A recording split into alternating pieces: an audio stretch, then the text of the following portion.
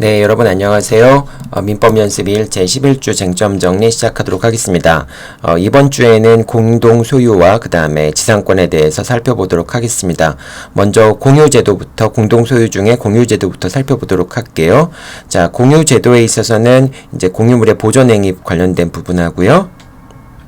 그리고 공유물의 관리에 관한 부분에서 쟁점들이 몇 가지가 숨어져 있죠. 중요한 내용들이 들어가 있죠. 첫 번째로 공유자의 이제 공유물에 대한 방해배제 청구권인데요. 공유물의 퇴거 철구와 철거 청구, 반환 청구가 어떻게 되는지 한번 보도록 하겠습니다.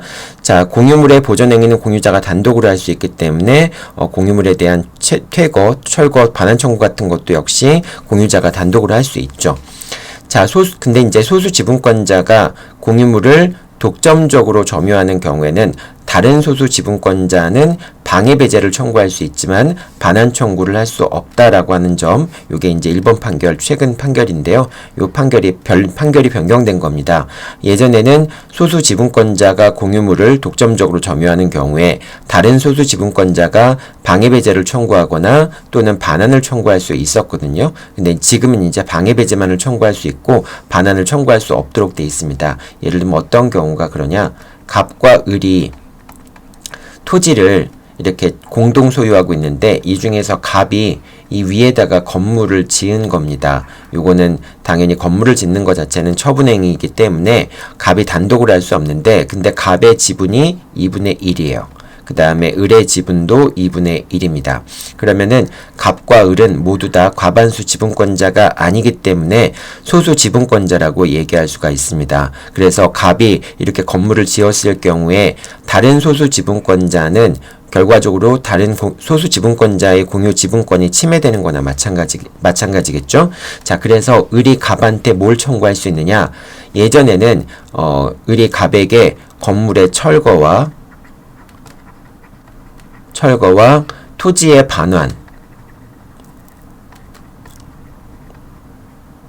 반환을 청구할 수 있다고 봤는데, 그런데 지금은 토지의 반환은 안 되고 건물의 철거만을 청구할 수 있다라고 얘기를 합니다. 그래서 요 판결이 이제 그 소수 지분권자 사이에는 반환 청구까지는 인정되지 않는다라고 생각하면 됩니다. 만약에 갑의 지분이 3분의 2이고 갑의 지분이 3분의 1이고 을의 지분이 3분의 2라고 한다면은 그럼 이제 을이 갑에게 건물의 철거뿐만 아니라 토지의 반환도 청구할 수가 있겠죠. 자, 그래서 이렇게 요 내용은 이제 중요한 쟁점이라고 얘기할 수 있겠죠.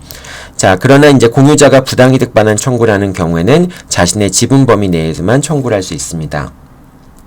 그래서 예를 들면은 갑과 을이 토지를 공유하고 있는데, 그런데 제3자가 병이 여기다 토지 위에다가 무단으로 건물을 건축했다라고 한다면은 갑과 을은 자신의 지분 범위 내에서만 부당이득 반환을 청구할 수 있습니다. 건물의 철거 청구 같은 경우는 을이 보존행위로서 단독으로 할 수 있지만, 단독으로 병에게 건물의 철거와 토지의 반환을 청구할 수 있지만, 부당이득 반환 청구는 자신의 지분 범위 내에서만 청구하는 게 가능합니다. 그 다음에 토지 공유자 1인의 건물 철거와 토지의 반환 청구를 했을 경우, 재판상 청구를 했을 경우에 시효가 중단이 되겠죠. 자, 그랬을 경우에 해당 공유자의 지분 범위 내에서만 취득시효 효력이 중단이 있습니다. 그래서 이제 갑과 을이 토지를 공유하고 있는 상황에서 을만이 갑에게 건물의 철거와 토지의 반환을 청구하는 재판상 청구를 한 경우에, 을만이 청구를 한 경우에 갑의 지분에 대해서는 취득시효가 진행되지 않습니다. 이 경우에 지금 병이 건물을 소유하고 있으니까 병이 토지를 점유하고 있는 것으로 볼 수 있겠죠. 병이 토지를 점유하고 있기 때문에 20년간 점유하면은 취득시효가 완성이 될 수 있는데, 근데 을만이 병에게 건물의 철거와 토지의 반환을 청구하게 되면은, 그러면은 갑의 지분에 대해서까지는, 을의 지분에 대해서는 취득시효 중단의 효력이 발생하고 하는데, 갑의 지분에 대해서는 취득시효 중단의 효력이 발생하지 않습니다. 따라서 이 상태에서 만약에 20년이 경과되면은 병은 갑의 2분의 1 지분은 시효를 취득하지만은 을의 2분의 1 지분은 시효를 취득하지 못하게 됩니다. 결과적으로 병은 갑에 대해서만 2분의 1 지분에 대해서 취득시효 완성을 이유로 한 소유권 이전 등기를 청구할 수 있게 되겠죠. 자, 그 다음에 공유물에 대한 무효인 등기의 말소 청구 같은 경우는 당연히 공유물의 보존행위에 해당한다라고 한다면은, 뭐 예를 들면은 갑과 을이 뭐 세 명이 이렇게 3분의 1 지분씩을 갖고 있는데요. 자, 그런데 이제 병의 명의로 무효인 등기가 맞춰졌다. 병의 등기가 맞춰졌는데 이게 무효였다. 라고 하는 경우에 갑이 단독으로 병에게 등기의 말소, 모든 사람들의 지분 소유권 이전 등기의 말소를 청구할 수가 있습니다. 자, 그런데 그 등기가 유효한 지분 이전 등기 같은 경우에는 그런 경우에는 말소를 청구하거나 이제 말소를 청구하는 것은 안 됩니다. 이거는 이제 다른 공유자의 지분을 대외적으로 행사하는 결과가 되기 때문에 말소 청구는 허용되지 않는데, 예를 들면 이런 겁니다. 갑이 병에게 목적물을 매도하고 3분의 1 지분에 대해서만 이전 등기를 해줄 수 있는데, 자, 그런데 모든 공유자들의 지분 이전 등기를 병한테 해줬을 경우, 그럴 때 이제 을의 3분의 1 지분 이전 등기와 병의 3분의 1 지분 이전 등기는 무효가 되겠죠. 하지만 갑이 자신의 3분의 1 지분 이전 등기를 이전하는 것은 이건 유효하게 되겠죠. 자, 그래서 만약에 병이 등기의 말소를 청구한다면 병은 보존행위로서 등기의 말소를 청구할 수 있지만 을과 병의 등기에 대한 말소는 청구할 수 있겠지만은 갑에 대한 등기의 말소는 청구할 수 없겠죠. 왜냐하면 갑에 대한 3분의 1 지분 이전 등기는 유효한 것이기 때문에 이 등기까지 말소하게 되면은 다른 공유자의 지분권을 대외적으로 행사하는 것이 되기 때문에 병은 자신의 지분 또는 을의 지분에 대해서만 등기의 말소를 청구할 수 있게 됩니다. 물론 이제 을도 만약에 자신의 지분 등기에 대한 말소를 하지 않겠다라고 하는 의사를 표시한 경우에는 병은 을의 지분에 대해서도 말소 등기를 청구할 수 없게 되겠죠. 자, 그 다음에 동그라미 3번인데요. 공유자 1인이 공유물의 보존 행위를 하는 경우에, 그럴 때 공유자 사이에 이해가 충돌하는 경우에는 그런 경우에는 공유물의 보존으로 볼 수 없습니다. 이제 뭐 예를 들면은 갑과 을이 물건을 공유하고 있는데 그 공유물에 대해서 갑이 보존행위라고 하고 있는데 이 보존행위로 인해서 을이 이제 손해를 입는다든지 어떤 불이익을 입는다라고 하는 경우에는 보존행위라고 하는 건 모든 공유자들을 위해서 보존행위를 하는 경우에 그 보존행위를 단독으로 할 수 있는 건데, 이렇게 어떤 보존행위라고 하는 행위들이 다른 공유자의 이해관계에 영향을 미치는 그런 사안, 그러니까 결국은 불이익을 주는 거라고 할 수 있겠죠. 자, 그런 경우에는 보존행위라고 볼 수 없다라고 하는 겁니다. 요 2번 판결은 집합건물에서 공용 부분에 관련돼 있는 집합건물에 이렇게 이제 공용 부분들이 있거든요. 이 공용 부분들은 구분 소유자들의 공유입니다. 그때 이제 구분 소유자들의 공유물에 대한 공용 부분에 대한 보존행위 자체가 다른 구분 소유자한테는 불이익이 되는 경우에는 이때는 공유물의 보존행위를 단독으로 할 수 없다. 공유물의 보존행위라고 볼 수 없기 때문에 그러한 행위를 단독으로 할 수 없다라고 하는 판결이라서 이건 좀 시험 문제로 사례화되기에는 쉽지 않은 그런 판결입니다. 하지만은 객관식 지문에는 충분히 나올 수 있는 지문이긴 하죠. 그래서 공유물의 어떤 보존이라고 볼 수 있는 행위가 있었지만은 그것이 다른 공유자의 이해관계에 영향을 미치는 경우에는 그런 경우에는 공유물의 보존으로 볼 수 없다라고 생각하면 되겠습니다. 자, 그 다음에 공유물의 관리인데요. 이 공유물의 관리라고 하는 건 여러분들 어떤 물건에 대한 관리라고 하는 것은 전통적인 의미에서는 사용, 수익, 계량을 물건에 대한 관리라고 얘기를 합니다. 보통 이제 우리가 물건에 대한 행위에는 여러 가지 행위가 있겠지만은 보존행위라는 게 있죠. 보존행위, 그 다음에 관리행위라는 게 있습니다. 이 관리행위라고 하는 거는 사용, 수익, 계량을 하는 것을 관리라고 얘기를 하고요. 다음에 볼 처분행위나 그 다음에 변경행위 같은 경우, 이거는 이제 전원의 동의가 필요한 건데요. 이 처분행위, 변경행위가 있고, 이렇게 이제 건물에 관한 어떤 물건에 대한 행위들은 이렇게 구분해 볼 수 있습니다. 보존행위와 관리행위와 처분, 변경행위로 구분해 볼 수 있습니다. 여기서 이제 관리행위라고 하는 것은 전통적 협소한 의미로서 관리행위라고 하는 것은 사용, 수익, 계량을 의미한다라고 생각하면 되겠습니다. 자, 그럼 이제 공유물 같은 경우에 관리를 어떻게 하느냐? 공유물 관리는 지분의 과반수를 결정하기 때문에 만약 과반수 지분권자가 있다면은 과반수 지분권자는 단독으로 공유물의 관리에 관한 사항을 결정을 할 수 있겠죠. 자, 공유물을 임대하는 것은 당연히 공유물의 수익행위이기 때문에 이것도 역시 공유물의 관리에 관한 사항이라고 볼 수가 있습니다. 자, 그래서 과반수 지분권자 같은 경우에는 공유물의 사용 방법, 수익 방법을 결정할 수 있기 때문에 당연히 과반수 지분권자는 다른 공유자들의 동의 없이 단독으로 유효하게 임대차 계약을 체결할 수 있고요. 그래서 그런 임대차 계약은 유효하다라고 볼 수가 있습니다. 다만 다른 지분권자들 같은 경우는 자신의 공유 지분을 사용하지 못하기 때문에 그로 인한 사용하지 못한 손실을 입었고, 과반수 지분권자는 그 목적물 전체를 사용하기 때문에 이득을 얻었다라고 볼 수 있겠죠. 그래서 다른 지분권자들은 과반수 지분권자들에게 부당이득 반환 청구를 할 수 있고요. 다만 임차인에 대해서는 부당이득 반환 청구하는 것이 불가능합니다. 왜냐하면 임차인은 적법한 권한을 갖고 임대차 계약을 체결할 수 있는 과반수 지분권자의 목적물에 대한 사용 수익 개량 권한에 근거해서 임대차 계약을 체결한 것이기 때문에 적법한 임차권을 취득하거든요. 그렇기 때문에 임차인이 그 목적물을 사용 수익한 것이 부당한 이득이라고 볼 수 없습니다. 법률상 원인이 없는 이득이라고 볼 수 없습니다. 자, 그렇기 때문에 임차인한테 부당이득 반환 청구를 할 수 없지만은 다른 지분권자들이 과반수 지분권자에게 부당이득 반환 청구하는 것은 가능합니다. 보통 이런 경우가 되겠죠. 을병이 공유물을 소유하고 있는데 갑이 3분의 2 지분, 을이 6분의 1 지분, 병이 6분의 1 지분 이렇게 돼 있을 경우에 갑이 그 X 부동산을 정에게 임대를 해줬다.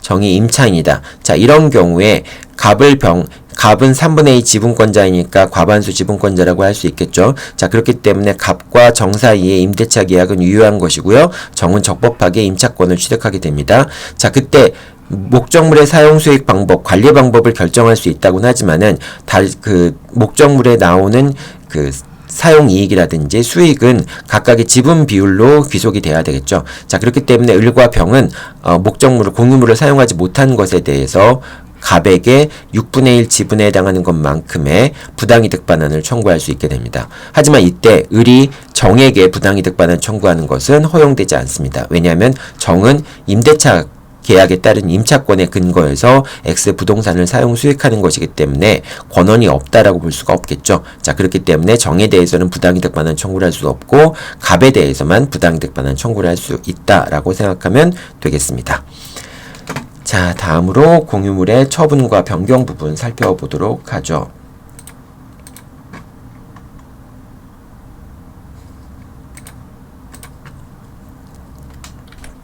자, 공유물의 처분과 변경을 위해서는 전원의 동의가 필요하고요. 나대지에 건물을 건축하는 것, 공유토지인 나대지에, 공유토지 위에 갑과 을이 이제 토지를 공유하고 있는데 여기서 건물을 세우는 것, 예를 들면 갑이 건물을 세우는 것, 이것은 공유물의 변경에 해당하기 때문에 전원의 동의가 필요합니다. 이제 건물 건축하는 것 자체가 공유물의 변경이라고 볼 수 있으니까 전원의 동의가 있어야지만 건물을 질 수 있다라고 생각하면 되고요. 자, 그 다음에 건물 공유자와 공유자의 토지 공동 점유인데요. 이거는 이제 지난번에 설명을 했지만은 건물을 갑과 을이 공유하고 있는데, 자, 공유하고 있을 때는 갑과 을이 건물을 공유하고 있으니까 갑과 을이 토지의 공동 점유자가 됩니다. 자, 그래서 건물의 철거 청구와 토지의 반환 청구 같은 경우, 이제 이 토지의 소유자가 병이라고 한다면은 이 경우에 병은 갑에 대해서 을에 대해서 건물의 철거와 토지의 반환을 청구할 수 있는데요. 갑의 지분의 범위 내에서 건물의 철거와 토지의 반환을 청구할 수 있고요. 을의 지분의 범위 내에서 건물의 철거와 토지의 반환을 청구할 수 있습니다. 이런 갑과 을에 대해서 철거와 반환 청구를 하는 소송은 통상 공동소송이라고 볼 수가 있습니다. 그래서 지분 범위 내에서 당사자들은 건물의 철거와 토지의 반환 의무를 부담하게 됩니다. 그리고 건물 공유자에게 철거 청구와 토지 반환 청구를 한 경우에는 다른 공유자에게 퇴거 청구를 할 수 없습니다. 다른 공유자에게도 철거 청구와 토지의 반환 청구를 하면 되기 때문에 퇴거 청구라고 하는 것은 철거 청구를 할 수 없는 그런 경우에 이제 퇴거 청구를 하는 것이기 때문에 뭐 예를 들면 갑에게 토지 건물의 토지와 건물의 철거와 토지의 반환을 청구한 다음에 다른 공유자에 대해서는 퇴거를 청구하냐 이런 건 안 되고요. 갑과 을 모두에다가 소유자들에 대해서는 퇴거를 청구하지 않고 건물의 철거와 토지의 반환을 청구하게 되면 그 철거 청구 속에는 퇴거 청구까지 포함된 거로 볼 수가 있습니다. 자, 그 다음에 이제 이것도 여러분들 잘 빠뜨리기 쉬운데요. 공유자들이 부당이득 반환 의무를 부담할 때, 예를 들면 갑과 을이 병의 토지를 무단으로 점유하고 있어서 이제 병이 갑과 을에 대해서 토지를 무단으로 사용한 것에 대한 부당이득 반환 청구를 할 때 그 부당이득 반환 청구는 불가분 채무에 해당하는 겁니다. 따라서 토지의 평균 차임이 뭐 월 1억이다 라고 한다면은 그 월 1억에 상당하는 부당이득을 병이 갑에게 또는 을에게 1억 전액에 대해서 부당이득 반환을 청구할 수 있게 됩니다. 자, 그 다음에 5번 같은 경우에는 통상의 공동소송과 필수적 공동소송인데요. 이제 요거는 객관식 문제에서 주로 많이 나오겠죠. 공유관계 같은 경우에 통상의 공동소송인 경우들, 뭐 공유자에 대한 건물의 철거와 토지의 반환 청구, 등기의 말소 청구, 공유자에 대한 이전 등기 청구, 뭐 이런 것들, 이제 뭐 예를 들면은 갑의 을, 병이 있고, 정이 요 X 부동산을 공유하는 부동산을 매수했을 때 정의 갑에 대한, 정의 을에 대한, 정의 병에 대한 지분 소유권 이전 등기 청구 같은 경우에는 이건 당연히 통상의 공동소송인 거죠. 각자 모두 다 한꺼번에 소송을 제기할 수 있고 개별적으로 소송을 제기할 수도 있습니다. 자, 그 다음에 공동 점유물의 인도 청구도 역시 통상의 공동소송입니다. 그래서 아까 이 경우에 갑과 을이 토지를 점유하고 있는 경우에 병은 갑에게 또는 을에게 별도로 지분의 범위 내에서 인도를 청구할 수 있게 되죠. 자, 그렇기 때문에 이것도 역시 통상의 공동소송이라고 볼 수 있습니다. 그리고 자신의 지분의 확인을 청구하는 그런 확인내소 같은 경우에도 통상의 공동소송이라고 할 수 있고요. 자, 그런데 필수적 공동소송에 해당하는 것만 여러분들이 잘 기억하면 되겠죠. 공유 관계를 확인하는 거 또는 경계획 정하는 거, 그리고 공유물 분할 청구 소송 같은 경우, 공유물 분할 청구 소송 같은 경우에도 분할을 청구하는 공유자가 다른 모든 공유자를 피고로 해서 공유물 분할 청구 소송을 제기하겠죠. 자, 이게 이제 필수적 공동소송입니다. 그래서 요 세 가지만 여러분들이 필수적 공동소송이라고 하는 거를 잘 기억해 두면 되겠죠. 자, 그 다음에 이제 구분소유적 공유에 대해서 살펴볼 텐데요. 구분소유적 공유라고 하는 건 이렇게 되는 겁니다. 하나의 토지가 있는데 이게 한 필지의 토지지만은 원래 한 필지의 토지를 갑과 을이 공유하는 경우에 그 경우에는 뭐 갑의 2분의 1 지분, 을의 2분의 1 지분으로 토지 전체를 점유하는 경우에 그때 이제 토지 전부에 대해서 2분의 1 지분을 갖게 되잖아요. 근데 이제 구분소유적 공유라고 하는 것은 이걸 딱 반을 나눠 가지고 요 A 부분은 갑이 소유하고 그 다음에 B 부분은 을이 소유한다 라고 하는 그런 형태. 그러니까 2분의 1 지분을 갖고 있으니까 토지 전체 면적의 2분의 1에 해당하는 A 토지를 갑이 배타적으로 사용하고 그 다음에 2분의 1 지분에 해당하는 B 토지를 을이 배타적으로 사용하는 그런 이제 형태를 구분소유적 공유라고 얘기를 합니다. 이 구분소유적 공유 같은 경우에는 공유의 법리가 적용이 되지 않습니다. 공유 법리가 적용이 되지 않고요. 갑과 을은 자신의 토지에 대해서, 그러니까 자신이 소유하고 있는 A 토지에 대해서 이게 자신의 소유니까 자신의 단독 소유가 돼야 되는데, 그런데 이 A 토지에 대해서도 을이 2분의 1 지분을 갖고 있잖아요. 따라서 이 A 토지에 대해서 2분의 1 지분에 대해서는 을에게 명의신탁을 한 것으로 보게 됩니다. 마찬가지로 B 토지의 입장에서도 을이 단독으로 소유하고 있는 거니까 을의 단독 소유로 기재가 돼야 되는데, 그런데 여기에 대해서도 갑이 2분의 1 지분을 갖고 있기 때문에 그래서 이제 을이 자신의 2분의 1 지분에 대해서는 갑에게 명의신탁을 한 것이다 라고 보게 된다라고 하는 것입니다. 이게 상호 명의신탁이고요.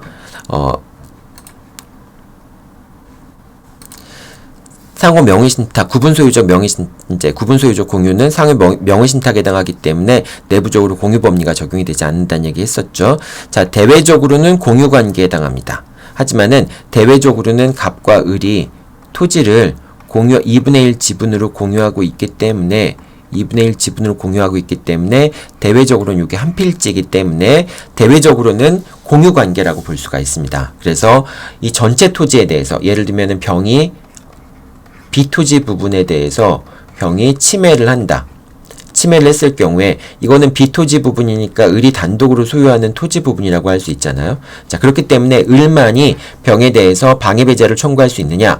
갑도 병에 대해서 방해배제를 청구할 수 있습니다. 왜냐하면 대외적으로는 갑과 을은 공유자이고 내부적으로만 명의신탁 관계에 있기 때문에 대외적으로는 갑과 을이 토지에 공유자이기 때문에 공유자는 자신의 지분권에 기초해서 단독으로 보존행위를 할 수 있죠. 자, 그렇기 때문에 이 경우에는 상호 명의신탁의 경우에도 다른 소유자의 토지 소유권이 침해되는 경우에 공유자의 지위에서 보존행위를 할 수 있다라고 하는 점도 기억해 두기 바랍니다.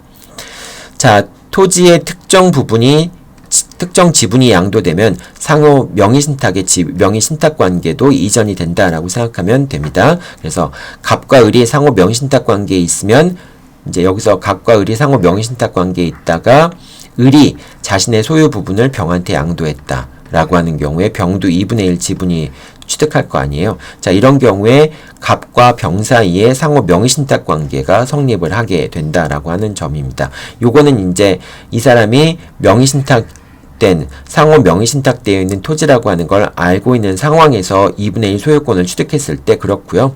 만약 그렇지 않으면은 그냥 그 공유자가 진정한 공유 지분으로서 이제 요 동그라미 4번에 나오는 얘기인데요. 진정한 공유 지분으로서 지분을 넘겼을 때 병한테 2분의 1 지분을 넘겼을 때는 그때는 병은 상호 명의신탁 관계의 지위를 승계하는 게 아니라 그냥 2분의 1 지분을 취득하게 되고요. 이때 갑과 병 사이에는 구분소유적 공유관계가 성립하는 것이 아니라 일반적인 공유관계가 성립을 하게 됩니다. 즉 구분소유 관계가 소멸한다는 뜻이 되겠죠.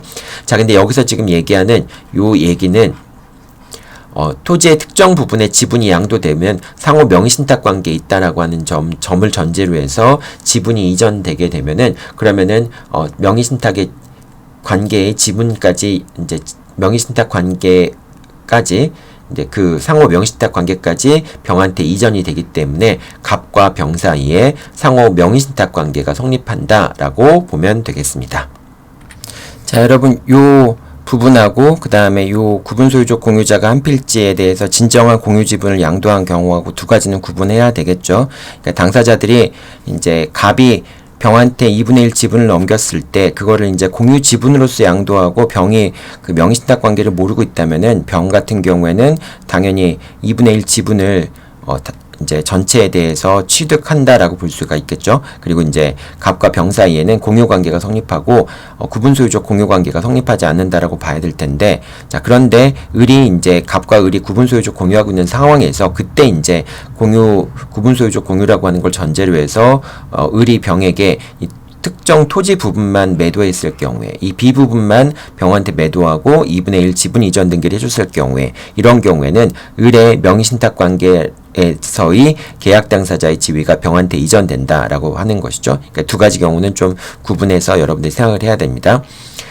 자, 공유관계를 그럼 어떻게 해소를 하느냐? 공유물 같은 경우에는 공유물을 분할해서 해소를 하는데 이 경우에는 공유관계가 아니기 때문에 명의신탁의 약정을 해지하고 서로 간의 2분의 1 지분을 상대방한테 이전해주는 방식에 의해서 만약 분필이 가능하다면 2분의 1 지분을 이전해주는 방식에 의해서 구분소유관계가 정리가 됩니다. 자, 이 구분소유적 공유관계에서는 이제 법정지상권이 성립하느냐 여부가 문제가 되는데요.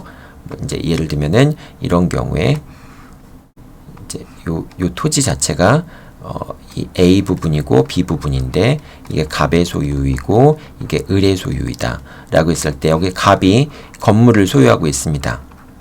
자, 그러면은 전체 토지가 이렇게 전체 토지라고 볼 수 있고요. 갑의 지분의 2분의 1 지분이고 을의 지분의 2분의 1 지분이라고 봤을 경우에 원래 이제 그 우리가 뒤에서 배우겠지만은 법정지상권을 공부를 할 때 갑이 소유하고 있는 토지에 대해서 갑이 건물을 단독으로 소유하고 있는 경우에, 이런 경우에는 건물과 토지 소유자가 달라지더라도 관습상의 법정지상권이 발생하지 않는다라고 얘기를 했었는데, 이건 예전번에 그 소유물 반환 청구권하고 방해배제 청구권 할 때 그때 한번 살펴봤었죠. 물권 청구권 할 때 한번 살펴봤었죠. 자, 이렇게 토지를 공유하고 있는데 토지의 공유자 한 명이 건물을 소유하고 있는 경우에는 건물과 토지가 달라진다 할지라도 건물을 위한 법정지상권이 발생하지 않게 됩니다. 만약에 그렇게 되면은 을의 토지 지분권을 침해하는 것이기 때문에 그렇죠. 자, 근데 여기도 마찬가지로 객관적으로 볼 때는 갑과 을이 한 필의 토지를 공유하고 있고 그 위에 갑이 건물을 소유하고 있는 것처럼 보이지만, 이거는 사실은 갑이 자신이 단독으로 소유하고 있는 토지 부분에 건물을 소유하고 있는 것이기 때문에 공유 토지 위에 공유자 한 명이 건물을 소유한 것이 아니라 갑이 단독으로 소유하는 토지 위에 갑이 건물을 소유하고 있는 경우라고 볼 수 있습니다. 따라서 이런 경우에는 건물과 토지 소유자가 달라지는 경우에 건물을 위한 법정지상권이 발생할 수 있다라고 생각하면 됩니다. 이 내용들은 여러분들 법정지상권에서 가끔 나오는 내용들이죠. 그래서 토지를 공유하고 있는데 공유자 한 명이 건물을 소유하는 경우에 원칙적으로 법정지상권이 성립되지 않지만은 당사자가 구분소유적 공유관계에 있었을 경우에는 그런 경우에는 관습상의 법정지상권이 성립할 수 있다. 이렇게 생각하면 되겠습니다. 네, 다음으로 합의에 관한 내용들 살펴보도록 하겠습니다.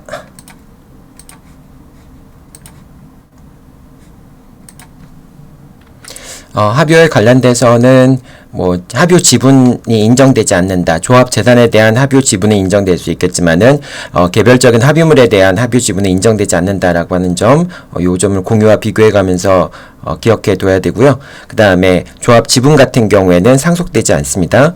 당연히 상속인들에게 지분을 금전으로 정산해 줄 뿐이지 조합 지분 자체가 상속되진 않는다. 그 점도 유의해서 봐야 되고요. 그 다음에 합의물의 처분, 변경, 보존, 처분과 변경 같은 경우에는 조합원 전원의 동의가 필요하게 되겠죠. 다만 이제 조합 재산을 처분하는 것이 조합의 특별 사무에 해당하는 경우에, 조합 재산의 처분이 조합의 통상 사무에 해당한다면 그건 이제 조합원 각자가 할 수가 있겠죠.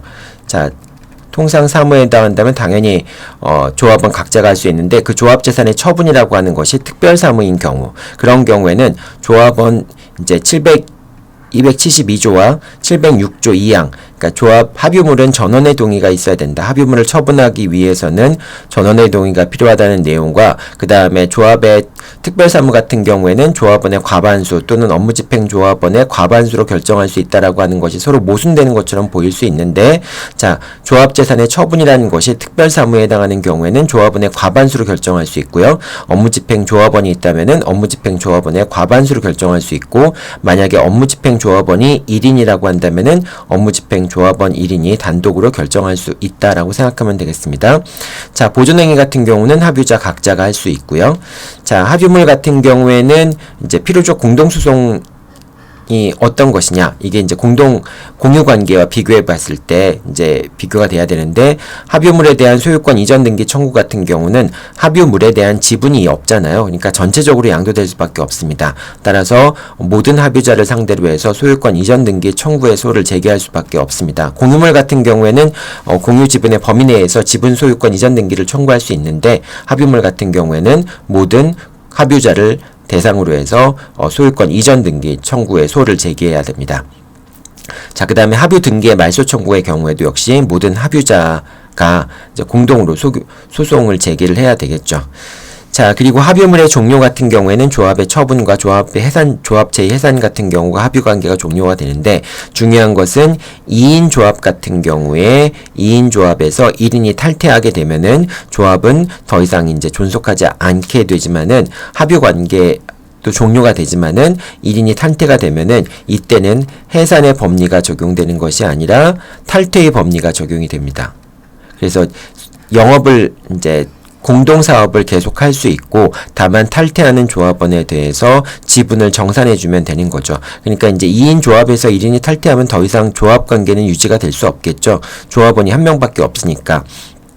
하지만 이 경우에 1인이 탈퇴해서 조합이 더 이상 유지될 수 없어서 해산의 법리로 들어가게 되면은 그럼 사업을 접어야 됩니다. 이제 그렇게 되면은 기존에 있던 영업 자체의 가치가 없어질 수 있기 때문에, 이런 경우에는 1인이 탈퇴했을 경우에 해산의 법리가 아니라 탈퇴의 법리가 적용이 돼서 탈퇴하는 조합원에 대해서는 지분을 정산해주면 되는, 그렇게 이제 정산해주면 되는 결과가 될 수 있습니다. 자, 그래서 합유 재산은 남은 조합원의 단독 소유가 되겠죠, 이 경우에. 다만 합유 재산이 단독 소유가 되기 위해서는 단순히 뭐 조합원이 탈퇴를 했다고 해서 단독 소유가 되는 건 아니고요. 단독 등기로 이제 등기를 변경해야 되겠죠. 자, 그래야지만 단독 소유가 된다라고 생각하면 되겠습니다. 자, 그 다음에 총유관계 살펴보도록 하죠. 자, 총유관계는 비법인 사단으로서 이제 물건을 소유하는 것을 총유라고 얘기를 하죠. 이 총유물의 관리 처분 같은 경우에는 사원총회의 결의로 결정을 하게 됩니다. 만약에 사원총회의 결의가 없이 총유 재산을 처분했을 경우에는 그 총유 재산의 처분 행위는 당연히 무효가 됩니다. 그래서 이제 갑이 있고 종중의 대표가 있는데, 이 종중의 대표가 이제 그 종중총회 단체의 결의 없이 부동산을 X 부동산을 을에게 매도했을 경우에, 그랬을 경우에 갑과 을 사이의 매매 계약은 대표자가 했더라도 그 매매 계약 자체는 총회의 결의가 없었기 때문에 당연히 무효가 됩니다. 그래서 을은 X 부동산의 소유권을 취득할 수 없게 되겠죠.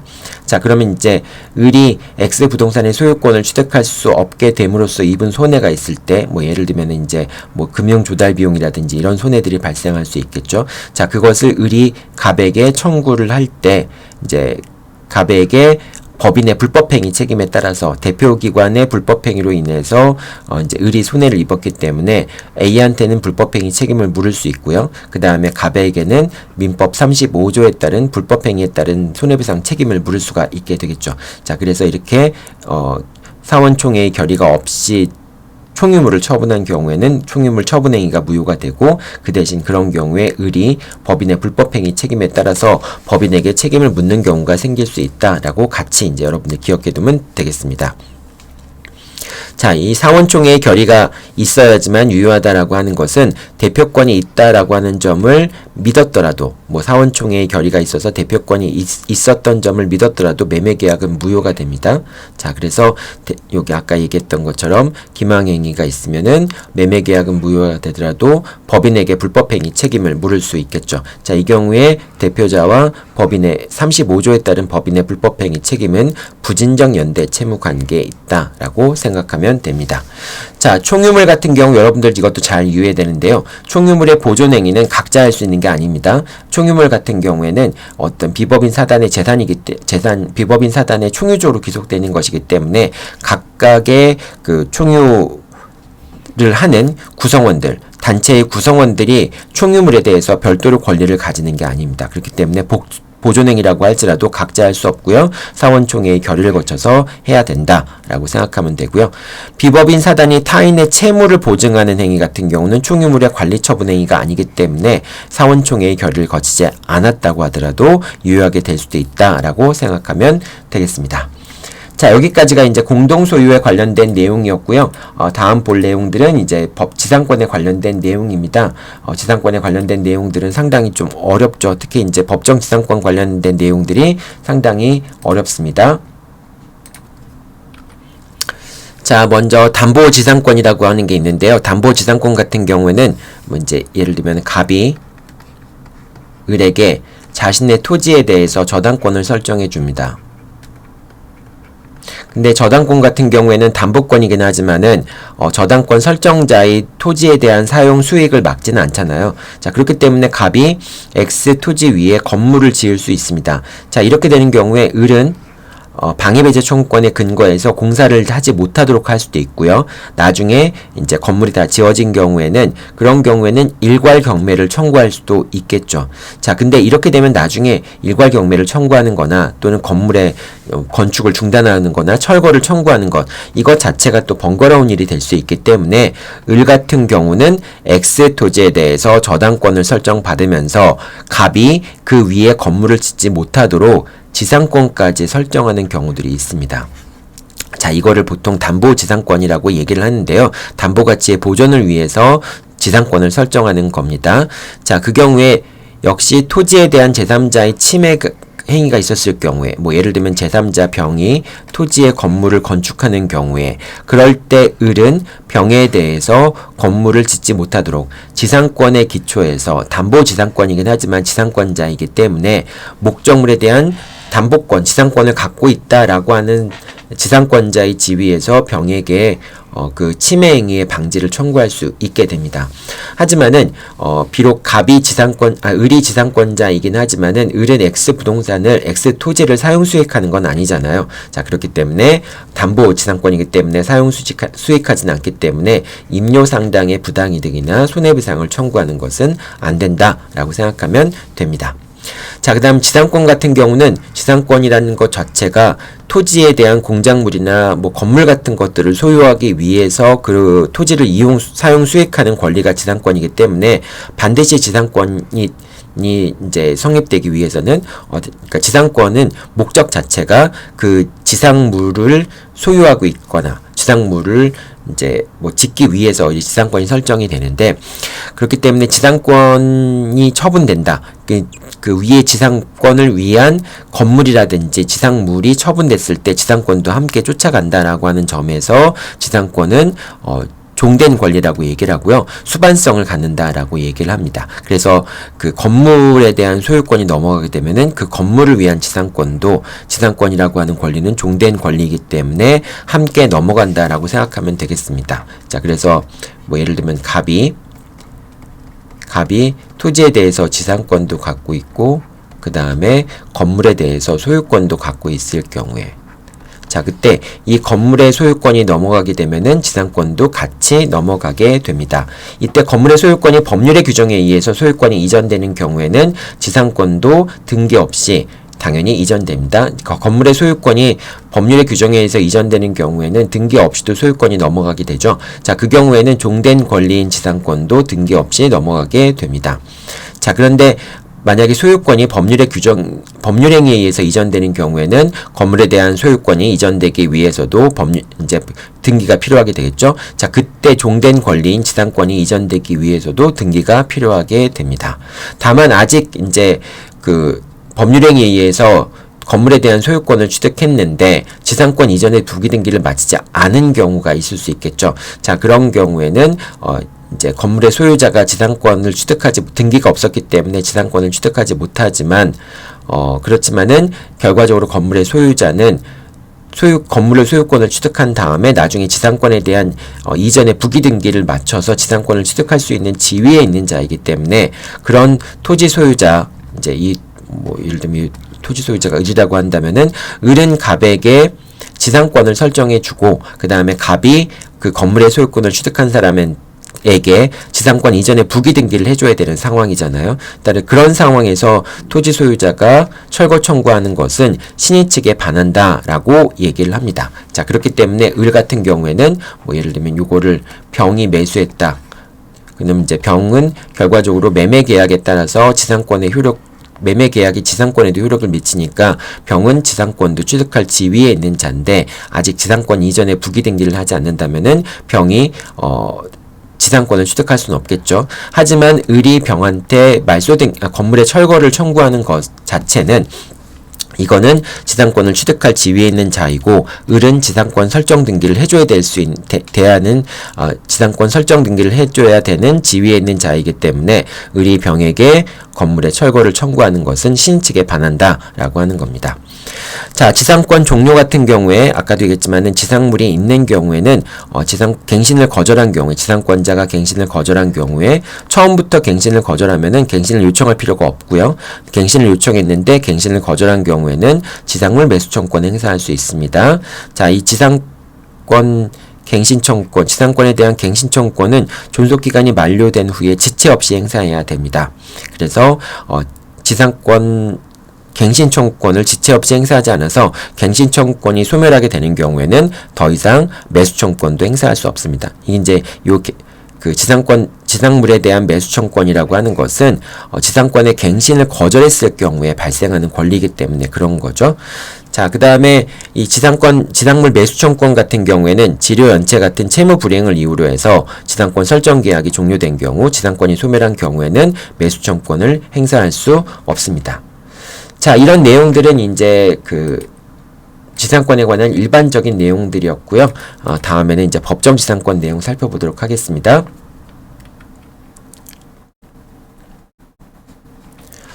자, 먼저 법정지상권은 366조의 법정지상권과 관습상의 법정지상권이 있는데, 그런데 이제 366조는 보통 저당권에서 공부할 수도 있지만 여기서 한꺼번에 같이 살펴보도록 하겠습니다. 자, 366조의 법정지상권, 이제 저당권 실행으로 인한 법정지상권에 대해서 요건을 살펴보면요, 세 가지 요건이 있습니다. 저당권 설정 당시, 저당권이 설정될 당시에 건물과 토지가 존재해야 되고요. 그 다음에 저당권이 설정될 당시에 건물과 토지 소유자가 동일해야 됩니다. 그 다음에 저당권의 실행으로 소유자가 달라져야 되는데요. 저당권의 실행으로 소유자가 달라진다는 표현이 약간 좀 적절하지 않고, 그냥 저당권이 실행되면은 그러면은 법정지상권이 발생한다라고 생각하면 되겠습니다. 즉, 저당권 설정 당시에 건물과 토지가 존재하고 그 당시에 건물과 토지의 소유자가 동일하다면은 그러면 저당권이 실행된 경우에 366조의 법정지상권이 발생을 한다라고 생각하면 되고요. 자, 건물과 토지가 존재한다라고 했을 때 특히 건물에 관련돼서 이 건물이 미완공인 경우에는 나중에 이제 저당권이 설정된 다음에 건물이 완공된 경우에는 일괄 경매 청구권의 문제가 발생할 수도 있는데, 근데 이제 미완공이지만 아직 저당권 설정 당시에 건물이 완공되진 않았지만은 이미 건물을 짓고 있어서 건물의 규모와 종류를 외형상 예상할 수 있는 경우에는, 그런 경우에는 이미 건물이 존재하는 경우와 동일하게 취급이 돼서 법정지상권이 발생을 할 수 있습니다. 자, 그리고 무허가 건물과 미등기 건물 같은 경우에도 법정지상권이 성립할 수 있고요. 그 다음에 저당권이 설정된 후에 건물이 건축된다면은, 아까도 이제 미완공인 경우라고 한다면은 건물의 규모와 종류를 외형상 예상할 수 있는 경우에는 법정지상권이 성립되는데, 그렇게 아직 예상할 수도 없는 경우라서 이제 저당권이 설정된 후에 건물이 건축된 경우라고 한다면은 법정지상권이 성립하지 않습니다. 자, 이 경우에는 저당권 설정자, 이제 여기서는 토지 소유자가 아니겠네요. 저당권자가 되겠네요. 저당권자의 동의를 얻어서 건물을 건축하더라도 법정지상권은 발생을 하지 않는다라고 하는 것도 꼭 기억해 둬야 되겠죠. 그래서 어쨌든 미완공 건물인 경우에는 뭐 규모와 종류를 외형상 예상할 수 있다라고 한다면은 성립하고, 그 다음에 아직 미완공이 나중에 저당권이 설정된 다음에 건물이 축조된 경우에는 그때는 법정지상권이 성립되지 않고, 이 경우에는 일괄 경매 청구권만이 문제가 되는 것이고, 만약에 저당권자가 동의를 해줬다라고 할지라도 법정지상권이 발생하지 않는다라고 하는 점, 요 첫 번째 요건과 관련해서 기억해 둬야 되고요. 두 번째 요건은 건물 설정 당시에 건물과 토지 소유자가 동일한데, 이 경우에는 설정 당시만 동일하면 되고 나중에 건물과 토지 소유자가 달라지더라도 상관이 없다라고 하는 점도 여러분들이 기억해 둬야 되겠죠. 자, 그 다음에 이제 관습상의 법정지상권입니다. 관습상의 법정지상권은 토지와 건물이 동일인 소유여야 되고요. 그 다음에 매매나 강제 경매 등에 의해서 건물과 토지 소유자가 달라져야 되고요. 그 다음에 이제 관습상의 법정지상권에 대해서는 이 관습이라고 하는 것에 대한 논란이 있었는데, 대법원에서는 여전히 사회 구성원들의 법적 확신은 소멸되지 않아서 이 관행이 변경되었다라고 볼 수 없기 때문에 여전히 그런 법정지상권이 발생하는 관습법은 존재한다라고 판단한 적이 있다라고 하는 요것만 기억해 두면 되고요. 자, 일단은 요건은 두 가지죠.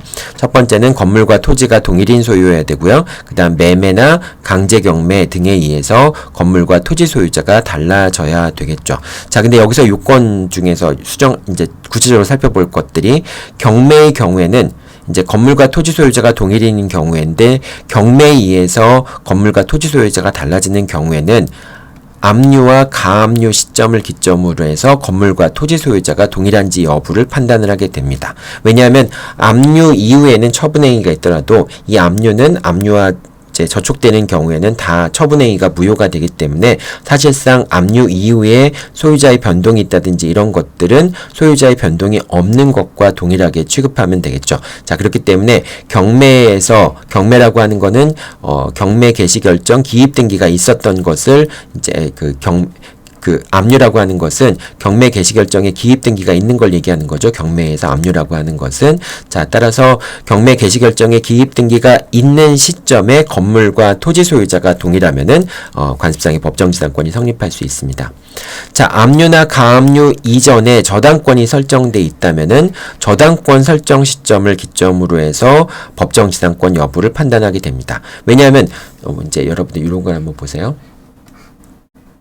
이 X 토지와 Y 건물이 있었는데 이제 저당권이 설정된 시점, 저당권이 설정된 다음에 그 다음에 건물의 소유자가 변경된 걸 한번 생각해 볼 수 있겠죠. 여기서 이제 갑이 X 건물과 Y 건물과 X 토지를 소유하고 있다가 요 건물이 뭐 이제 그 제3자한테 넘어갔다. 이제 을한테 넘어갔다. 그럼 이제 을이 소유권을 취득하게 되겠죠. 여기서 다른 예를 한번 들어볼게요. 얘가 좀 적절하지 않은 것 같네요. 다시 이제 저당권이 설정되어 있는 경우는 압류나 가압류 이전에 저당권이 설정되었다면 저당권 설정 시점을 기점으로 해서 건물과 토지가 동일한지 여부를 판단한다라고 얘기를 했는데, 이 토지가 있는 상황에서 이제 이 갑소유의 토지인데 여기에 대해서 저당권이 설정된 다음에 이제 이 갑이 소유하는 토지인 겁니다. 근데 갑이 그 저당권이 설정된 토지 위에 Y 건물을 지었다라고 한번 생각해 볼게요. 자, 그러면은 X 토지와 Y 건물은 모두 갑의 소유인 것이죠. 자, 그런데 만약 이 상황에서 갑이 X 토지를 뭐 예를 들면 을한테 팔았다라고 한다면은 건물과 토지 소유자가 동일한 상황에서 토지를 을한테 팔았으니까 을은 법정지상권, 관습상의 법정지상권을 취득한다라고 볼 수 있잖아요. 자, 근데 이 경우에 만약에 저당권이 X토지에 대한 저당권이 먼저 실행이 된다라고 한다면은 X토지의 저당권이 설정된 시점에서는 Y 건물이 없었잖아요. 그러니까 이 경우는 366조에 따른 법정지상권이 발생을 하지 않죠. 자, 그런데 만약에 이제 경매 절차에 의해서 만약에 이 X 토지에 대한 경매 절차를 통해서 을이 소유권을 취득했다라고 한다면은 X와 이제 Y 건물이 모두 다 갑의 소유인 상태에서 경매가 실행이 돼서 X 토지에 대한 경매가 실행이 돼서 을이 소유권을 취득했다. X 토지의 소유권을 취득했다. 자, 이런 경우에 건물과 토지 소유자가 동일한 상태에서 경매가 실시되어서 을이 토지에 대한 소유권을 취득했으니까 이때 건물을 위한 관습상의 법정지상권이 발생한다라고 해버리면은, 자, 그러면은 저당권이 먼저 실행이 되었는가 또는 경매가 먼저 이루어졌는가에 따라서 법정지상권이 달라지게 되는 상황이 생길 수 있잖아요. 자, 그래서 이런 경우에는 어떤 것에 의해서 먼저 경매가 이루어졌든 아니면 저당권이 먼저 실행이 되었든 어떤 경우이든지 결과가 동일하도록 만들기 위해서 관습상의 법정지상권을 판단할 때는 압류나 가압류 이전에 X에 대해서 경매가 이루어지기 전에 저당권이 설정돼 있다면은 저당권 설정 시점을 기점으로 해서 건물과 토지 소유자가 동일한지 여부를 판단을 하게 됩니다. 자, 그 다음에 미등기 건물과 토지를 동시에 매수한 경우, 이제 건물과 토지를 동시에 매수했는데, 그런데 이제 이 건물이 미등기입니다. 자, 이런 미등기인 경우에는 갑이 을한테 이 건물과 토지를 매도를 했을 경우에, 그럴 경우에 건물이 미등기이기 때문에 토지 이전 등기만 해줄 수밖에 없죠. 자, 그러면은 건물은 갑에게 남아있고 토지는 을에게 넘어가는 상황이 생기죠. 자, 그래서 이런 경우에 건물 소유자가 토지에 대해서 관습상의 법정지상권을 취득할 수 있지 않은가라는 부분이 문제가 될 수 있는데, 건물과 토지를 동시에 매도한 경우에는 토지만에 대해서 소유권 이전 등기가 있었다고 하더라도 관습상의 법정지상권을 취득할 수 없습니다. 이 경우에는 이미 토지에 대한 이용관계가 당사자들 사이에서 합의된 것으로 볼 수 있기 때문에 그렇죠. 자, 그래서 이렇게 이제 그 관습상의 법정지상권에 대한 요건들을 살펴봤습니다.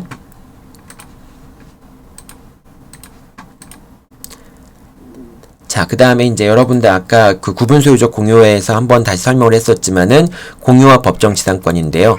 토지를 단독 소유하고 있는 자가 건물을 공유하고 있는 경우에는 건물과 토지가 분리돼서 처분되는 경우에는 법정지상권이 발생합니다. 그러니까 모든 건물 공유자들이 법정지상권을 공유하게 되는 것이죠. 자, 그런데 건물의 단독 소유자, 토지의 공유자가 건물을 단독 소유하는 경우에는 건물이나 토지가 분리돼서 처분되더라도 법정지상권이 발생하지 않는다라고 생각하면 됩니다. 그리고 아까 구분소유적 공유관계 같은 경우에도 이제 원칙적으로 이제 건물 토지의 공유자 중에 한 명이 건물을 단독 소유하고 있는 경우인데요. 그 경우에는 그 구분 소유하고 있는 토지 위에 건물이 있는 경우에는 건물과 토지 소유자가 동일하다라고 보는 것이고요. 자, 그 경우에는 토지와 건물이 분리되는 경우에 분리돼서 처분되는 경우에 법정지상권이 관습상의 법정지상권이 발생을 할 수 있습니다. 자, 그 다음에 사행위의 취소와 법정지상권에 관련된 부분도 문제가 되는데요. 뭐 예를 들면은 이제 갑이 을에게 이제 X 토지와 Y 건물을 매도를 했습니다. 자, 근데 이제 갑의 채권자인 병이 있습니다. 이제 갑의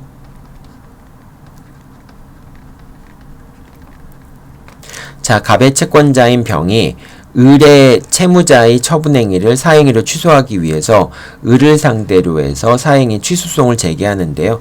근데 사행위 취소소송을 제기했을 때 X 토지와 Y 건물을 모두 다 사행위로 취소하면 상관없겠지만은 이 X 토지에 대해서만 사행위로 취소를 하고 그 다음에 을 명의의 등기를 말소하게 됩니다. 자, 그러면은 등기부상으로는 X 토지는 여전히 갑의 소유로 되어 있고요. 그 다음에 Y 토지는 Y 건물은 을의 소유로 되어 있겠죠. 자, 이런 식으로 이제 소유자가 달라져 보일 수 있지만 근데 사행위 취소라고 하는 것은 상대적 효력만 있는 것이죠. 따라서 을의 X 토지에 대한 을 명의의 등기가 말소되더라도 X 토지는 여전히 을의 소유인 것이죠. 그래서 등기부상으로는 X 토지는 갑의 소유, Y 건물은 을의 소유라고 기재가 돼 있다라고 할지라도 사실상 이거는 둘 다 을의 소유인 것입니다. 자, 따라서 책임재산이 갑한테 복귀하게 되면은 갑의 채권자인 병이 X에 대해서 경매를 신청하게 될 거 아닙니까? 자, 이 경매 절차에서 만약에 정이란 사람이 X 토지를 취득했다라고 한다면 그러면 이제 정이 X 토지를 취득한 것이죠. 정이 X 토지를 취득한 거라고 본다면은 그러면은 건물과 토지가 동일한 상태에서 경매 절차가 진행이 된 건지 아니면 건물과 토지 소유자가 다른 상태에서 진행은 된 건지에 대해서 논란이 있을 수 있겠죠. 자, 그럴 때 이 경우에는 사행위 취소 소송의 상대적인 효력만 있기 때문에 비록 을의 명의가 지워지고 갑의 명의로 돼 있다라고 할지라도 이 건물과 토지는 모두 다 을의 소유라고 할 수 있습니다. 따라서 그 을의 소유에 대해서 경매가 실시되어서 정이 X 토지의 소유권을 취득했다라고 한다면은 관습상의 법정지상권이 발생할 수 있는 요건을 갖춘 것이라고 볼 수가 있습니다. 자, 그래서 이 경우에는 관습상의 법정지상권을 취득할 수 있다. 이제 건물 소유자가 토지에 대해서 관습상의 법정지상권을 취득하는 것이죠. 자, 요 사행위 같은 경우에 상대적인 효력 때문에 요 소유자가 동일한지 여부에 대한 부분이 문제가 될 수가 있습니다. 자, 여러분들 오늘은 이제 공동소유 부분과 그 다음에 지상권 부분에 대해서 쭉 살펴봤습니다. 이제 약간 두 가지가 뭐 서로 성격이 다른 부분이긴 하지만은 어쨌든 각각의 내용들 공부해서 연습시험 잘 준비하기 바랍니다. 네, 여러분들 수고했습니다.